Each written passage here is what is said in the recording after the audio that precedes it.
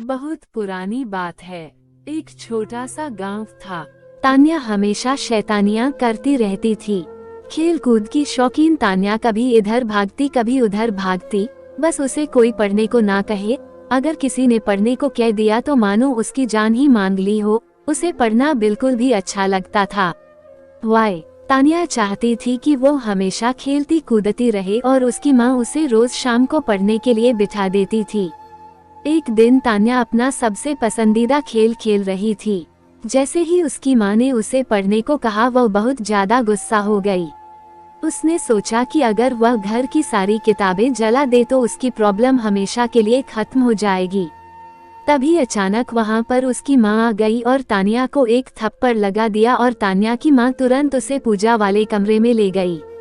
माँ ने तान्या को बताया कि जब वो लोग इस घर में आए थे तब कुछ लोग कहते थे कि इस घर में एक चुड़ैल का साया है, तो उन लोगों ने एक बड़े पुजारी को बुलाकर इस घर की पूजा कराई और उस पुजारी ने अपनी शक्ति से उस चुड़ैल के साये को इस किताब के अंदर कैद कर दिया और बोला कि कभी भी इस किताब को कोई हाथ ना लगाएं और अगर गलती से किसी ने इसे आग में डाल दिया तो यह चुड़ैल वापस आजाद हो जाएगी।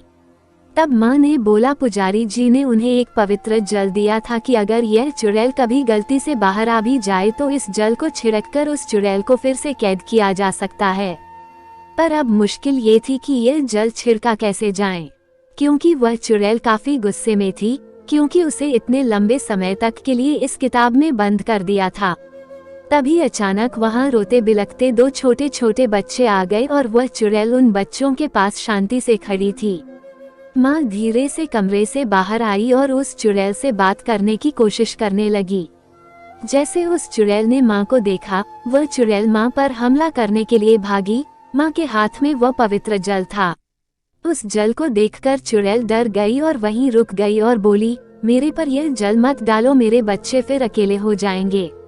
माँ ने उस चुड़ैल को बड़े ध्यान से देखा और पूछा कि तुम्हारे साथ क्या हुआ था।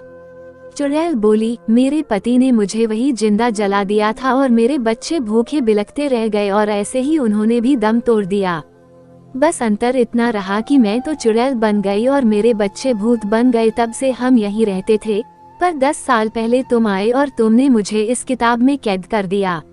आज मैं वापस आजाद हुई हूँ। मैं अपने बच्चों को वापस अकेले नहीं छोड़ना चाहती हूँ।